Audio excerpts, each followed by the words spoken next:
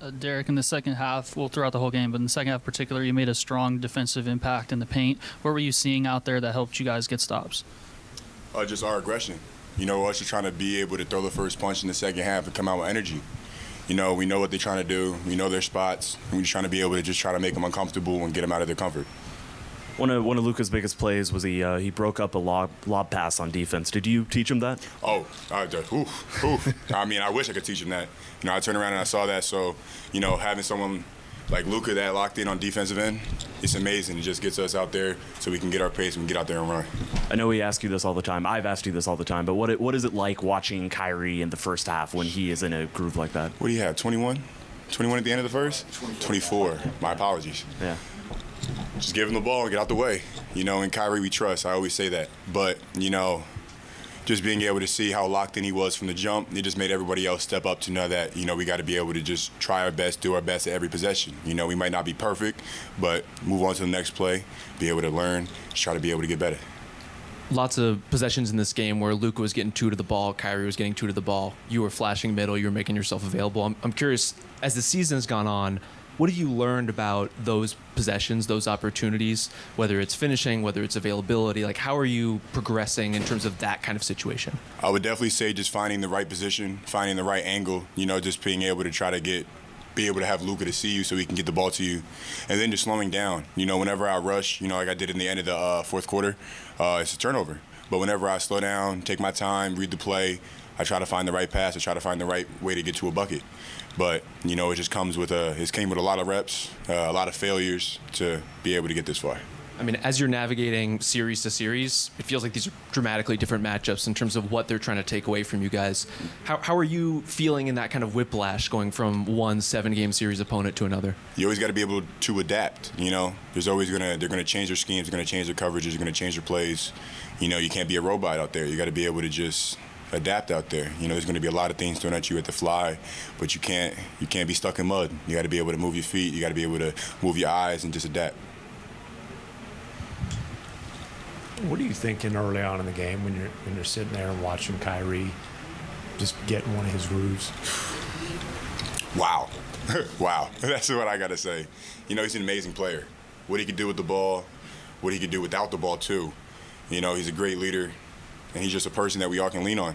No matter if he's having a good game like this or a bad game, he has the same mentality. He has sometimes even more of a voice on the floor. Whenever he gets going like that, he just tries to make everyone around him better. And I think he really does. How much do you pride yourself on being able to guard multiple guys? You were on Anthony Edwards, it seemed pretty early, and then obviously you have to go against Defensive Player of the Year and Rudy Gobert. Just learning. I feel like whenever I look back at this long season, I remember myself in Abu Dhabi and just remembering just how I felt on the floor, how I viewed the floor, and just how I viewed everything going on, and just being more comfortable with myself, just trusting what I could do, trusting my teammates behind me, and just trusting our game plan. There's a lot of things on the floor that you can't game plan for, you can't scout. You got to be able to react, and you just got to be able to step up to the plate. Shot a lot of threes tonight, made a lot of threes. Like that kind of game plan going in, like make them eat from the outside versus protect the paint there? It's really just trying to adapt. There's a lot of things that we didn't know if they were going to try to get to the rim. We were trying to cover in the paint, but at the same time, we knew it was an in-to-out game to try to be able to contest shots. And, they were making shots today. So we're going to adapt. We're going to be able to just go back, scout, learn, figure out who's the shooters, figure out where they're shooting from, and try to eliminate that. Trying to make each player uncomfortable on the court. Going back to Abu Dhabi, of course, I talked to you while you were out there. How do you feel your game has developed since then, especially on guys like Gobert and Nas? It's just been a lot of confidence growing. There's been a lot of times where it's a do-or-die situation. It's either win a game or lose a game. And it's got to come down to either you get in the stop or you're going to let them score on you.